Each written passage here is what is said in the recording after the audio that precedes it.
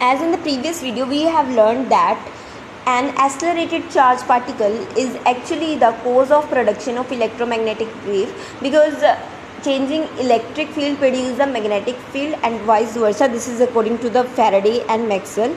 So the electromagnetic waves which have electric and magnetic field perpendicular to each other, and this both are also perpendicular to the direction of propagation of wave. So if we have electric field along y-axis, magnetic field along z-axis, and we have propagation of wave along x-axis, so we can say this all three things are mutually perpendicular to each other. Now mathematical equation for the EM wave, because it is a wave, so we can write it in the form of sine or cosine. So mathematical form of it is E is equals to E naught, where E naught is the peak value of the EMF or the voltage, sine or electric field, we can say electric field sine kx minus omega t into j cap. This is representing actually phase of the wave.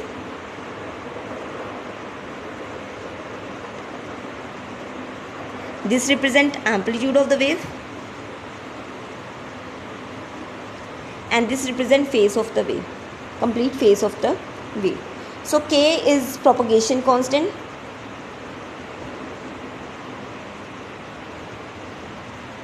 k is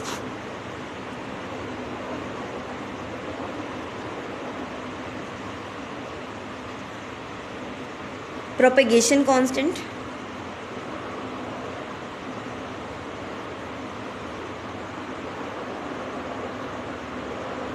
and if it's a propagation constant, its value is 2 pi by lambda, where lambda is the wavelength,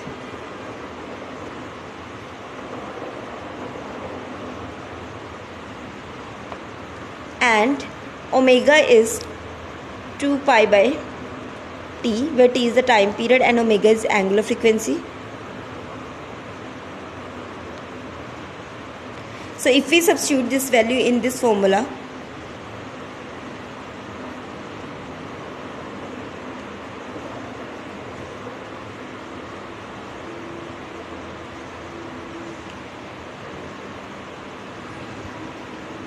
if we substitute value in this formula, we will get, why we have j cap here, because electric field is acting along the y-axis. It's acting along the y-axis, that's why we have j cap.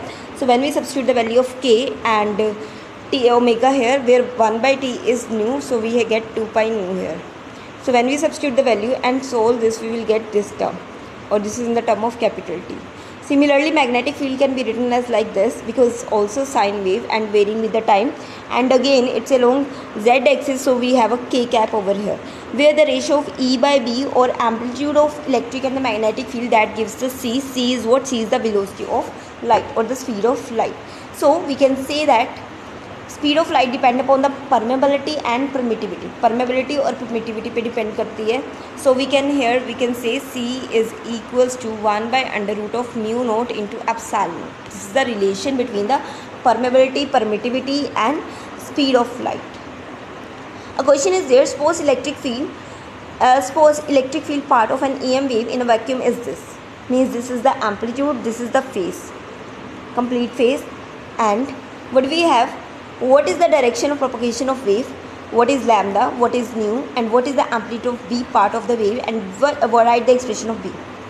Now we say, as we have, if we compare this y, or we can say x, so we have this is equals to actually k. This we will compare this term with k. So if we compare this, we know the k value is k is equals to 2 pi by lambda, that is equals to 1.8. So when you will solve this, you will get value of the lambda. By solving this value, you will get a value of 3.485 radian per minute. Similarly, this t part, the part with d, this is representing omega, and omega is what? 2 pi nu. So from here we get 2 pi nu is equals to this term. So by solving, you will get, so this is the value of nu, that is, this is the value of nu, that is minus 8.581 into 10 raised to power 9. Next, third part was that we have to calculate B naught. We know that this relation C is equals to E naught by B naught. We know the value of E naught, that is 3.1. By solving it, you will get the magnitude of the amplitude of the magnetic field. And if we want to write it in the form of waveform for the V, we know that general formula is B is equals to, for this general formula is B is equals to B naught cos omega ky minus omega t k cap.